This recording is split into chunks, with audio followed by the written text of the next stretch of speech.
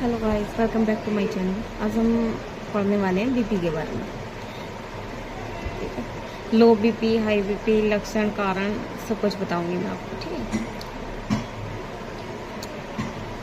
BP left या right दोनों हाथ से ले सकते हैं बेसिकली। जैसे ये होता है हमारा हमें लेफ़्ट हैंड से लेना है, ठीक है।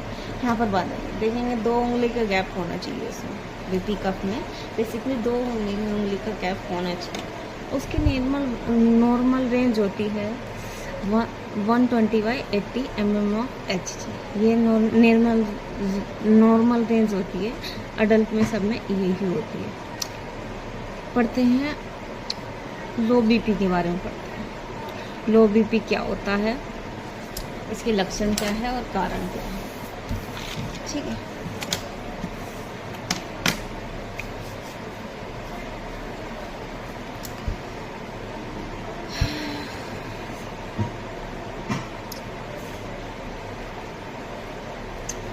लो बीपी यानी कि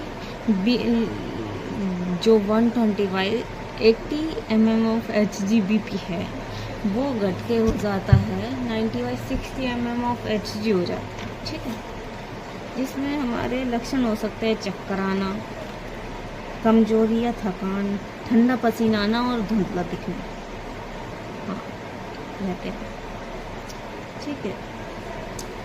लो बीपी के सामान्य कारण क्या हैं? सामान्य कारण जो हो सकते हैं वो क्या है? शरीर में पानी की कमी, ठीक है।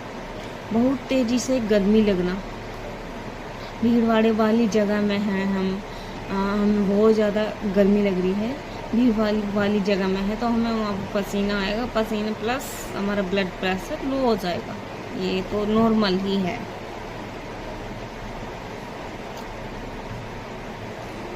और लंबे समय तक भूखे रहना और कुछ दवाइयों के साइड इफ़ेक्ट भी हो सकते हैं, कुछ दवाइयाँ भी हो सकती हैं, ठीक है।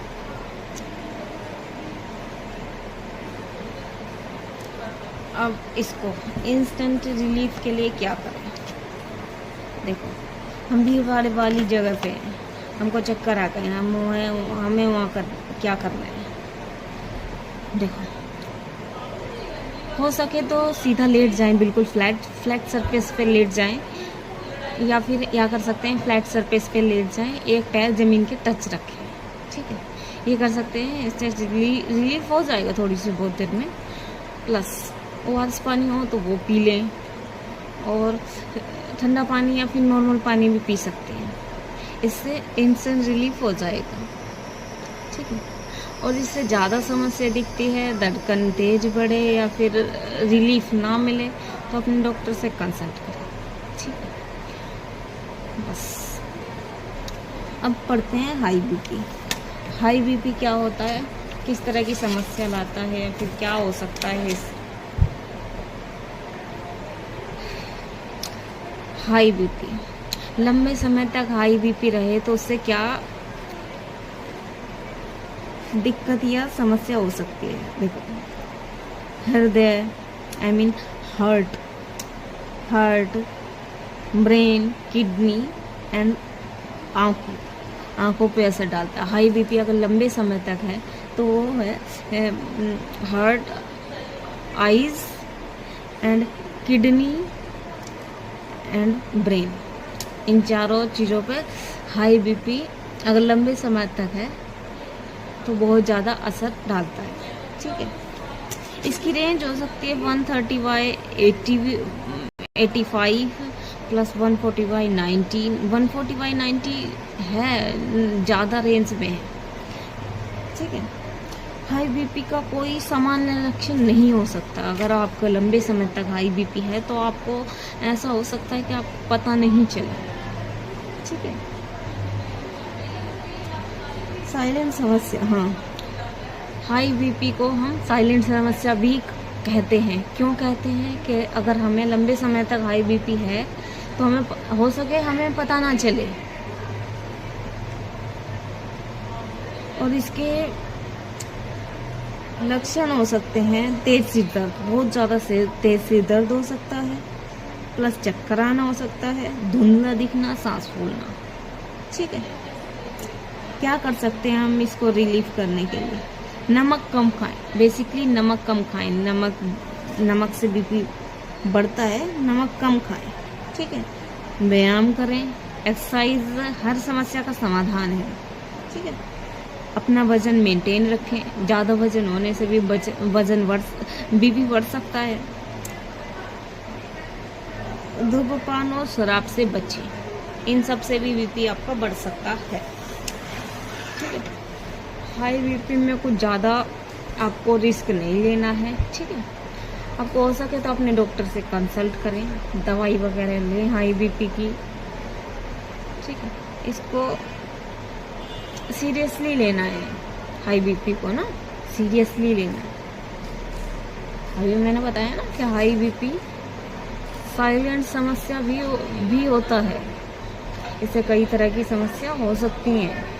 आपको लगता है कि लगे कि हाँ लंबे समय तक है, आपको नहीं पता चले कि मेरे को बीपी है नहीं है।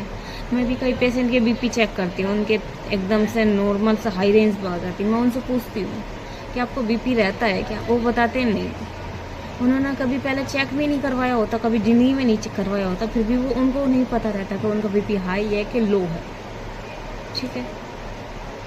उनसे पूछती हूँ, वो बताते हैं कि ठीक रहता है। अब उन लो आ रहा है, हाई आ रहा है, उन्हें कुछ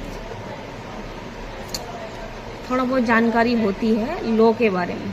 हाई के बारे में कोई किसी को जानकारी नहीं होती है जो रेगुलर चेक करवाता है या फिर डॉक्टर के टच में रहता है, ठीक है। हाई बीपी को सीरियस ही लेना चाहिए। Thank you. अब हम चेक करने वाले हैं रियल में कि बीपी मॉनिटर वगैरह, मॉनिटर की दिखाएंगे, मॉनिटर में बीपी कैसे देखते हैं, अब मॉनिटर की सिस्टम। आओ चलते हैं। हेलो गाइस, हम आ गए हैं अब इमरजेंसी में। ये है मॉनिटर, ठीक है। यहाँ पर आता है बीपी सिस्टम, ये बीपी आता है पूरा, ऊपर में आता है सिस्टोलिक बीपी, नीचे में आता है डायस्टोलिक बीपी। ये यहाँ पर आती है SpO2, यहाँ पर पल्स रेट आती है, ये रेंज बताता है, पल्स और ऑक्सीमीटर की रेंज बताता है।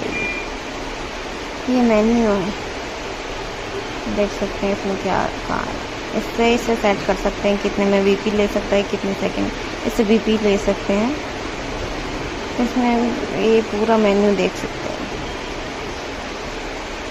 ये ऑफ ऑन करने का है, ये लाइट्स है पावर की, और ये स्टॉप करने का, ये आगे पीछे बीपी करके देख सकते हैं कि बीपी पेशेंट का बीपी पहले क्या था या फिर आगे क्या है। आज हम लेने वाले हैं रियल में बीपी। मैंने स्टाफ का ही बीपी लिया है, पेशेंट को नहीं लिया, तो मैंने एक स्टाफ को ही यहाँ पर एग्जाम्पल के लिए लिटा रखा है। कैमरा पकड़ने के लिए कोई था नहीं, तो उनको दिखाई नहीं पे कि स्टाफ आया है कि नहीं आया है कैमरे में। कोई बात नहीं, मेरे को तो वैसे भी बताना है, दिखाना तो था ही नहीं। ये मैंने बीपी बांधा है लेफ्ट हैंड में, इसमें 2 फिंगर का गैप होना चाहिए नीचे में, जब भी बीपी हमारा राइट आएगा। एकदम टाइट बांधेंगे तब भी एक्यूरेट नहीं आएगा, ढीला बांधेंगे तो बीपी नहीं आएगा। 2 फिंगर का गैप होना चाहिए हमारी बीपी में। जो बीपी की वायर है वो हमारे हाथ के बीच से जानी चाहिए, ठीक है। पीछे आगे ऐसे होगी तो बीपी की रेंज थोड़ी सही नहीं आएगी, ठीक है। मैंने इसका बीपी का बटन प्रेस करा है, मॉनिटर का बीपी ले रहा है। ये पल्स इसकी बड़ी हुई है, ठीक है। इसका बीपी है 126.5 है, थोड़ा सा ऊपर का बड़ा है, नीचे का ठीक है ऑलमोस्ट। एज के हिसाब से तो ठीक है वैसे भी।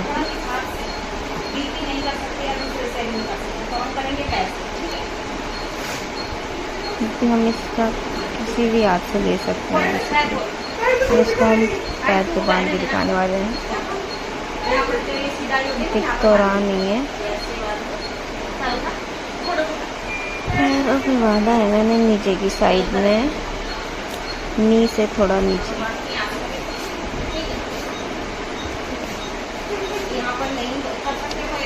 यहाँ से भी बीपी ले सकते हैं अगर किसी वजह से हम हाथ से नहीं ले पा रहे हैं तो। और वहाँ से भी नहीं ले सकते तो हम लेंगे थाई पे से, ठीक है। थाई से भी हम बीपी ले सकते हैं। बीपी ले लिया इसका। बेचारी भी इरिटेट हो गई, लेटे लेटे कह रही थी उठना है इसको, नहीं भी उठ जाता। इसका बीपी हाई है, इसे टेंशन हो गई है थोड़ा सा। मैंने कि नहीं है हाई, थोड़ा ठीक है बीपी इसका।